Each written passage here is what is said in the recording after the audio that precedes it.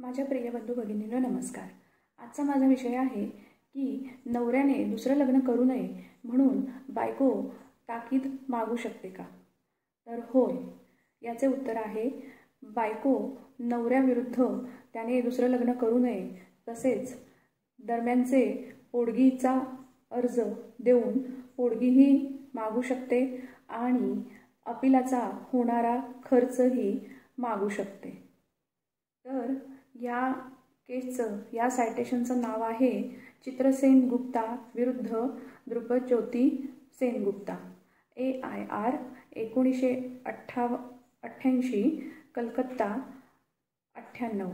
यामध्ये कलकत्ता हायकोर्ट यांनी असे नमूद केले आहे की हिंदू मॅरेज ॲक्ट सेक्शन 24 नुसार जर का पत्नी ही स्वतःचा उदरनिर्वाह करण्यासाठी समर्थ नसेल आणि तिचं स्वतंत्र असं तेवढं उत्पन्न नसेल तर पत्नीला दरम्यानची पोडगी मिळू शकते। दरम्यानची पोडगी मिळण्यास ती पात्र ठरते। आता सेक्शन 24 नुसार मेंटेनन्स पेंडेंटी लाईट म्हणजे काय? तर जोपर्यंत अपील चालू आहे तोपर्यंत ती दरम्यानची पोडगी नवऱ्याकडून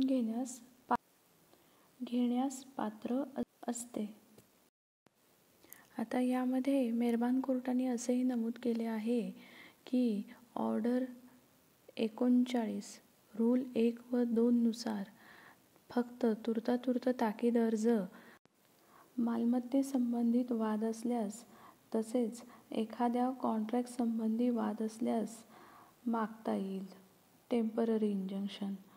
परंतु supreme कोर्टच्या Manohar Lal versus Seth Hiralal that even in a case not covered by the provision of Order 39 of the Rule of the Code, a court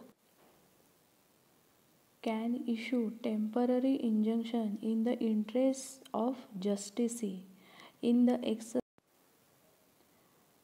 its inherent power if a proper case is made out therefore। अशा प्रकारे आजच्या भागात आपण जाणून घेतले चित्रसेन गुप्ता विरुद्ध द्रुपदज्योती सेनगुप्ता या Calcutta high court यांनी दिलेल्या जजमेंटनुसार एक महिला जिच्या विरुद्ध तिच्या पतीने तिच्या नवऱ्याने घटस्फोटाचा अर्ज मंजूर करून घेतला असेल आणि त्यामध्ये ती महिला अपिलात जाऊन दरम्यानच्या पोडगीचा अर्ज मंजूर करून घेऊन दरम्यानची पोडगी मागू शकते तसेच अपिलाचा संपूर्ण खर्च मागू शकते आणि तसेच अपिलाचा अंतिम न्याय निर्णय होईपर्यंत तिच्या नवऱ्याने दुसरं लग्न करू नये म्हणून तुर्तातुर्त ताकीद अर्ज देऊन तो मंजूरही करून घेऊ शकते। स्क्रीनवरती व्हॉट्सअप नंबर देत आहे, हा केवळ माझा व्हॉट्सअप नंबर आहे। योग्य कायदेशीर सल्ल्यासाठी कॉल बुक करू शकता। सल्ला शुल्क आकारले जाईल। व्हिडिओ आवडल्यास प्लीज लाईक, कमेंट, शेअर आणि सबस्क्राईब करा माझ्या चॅनलला। धन्यवाद।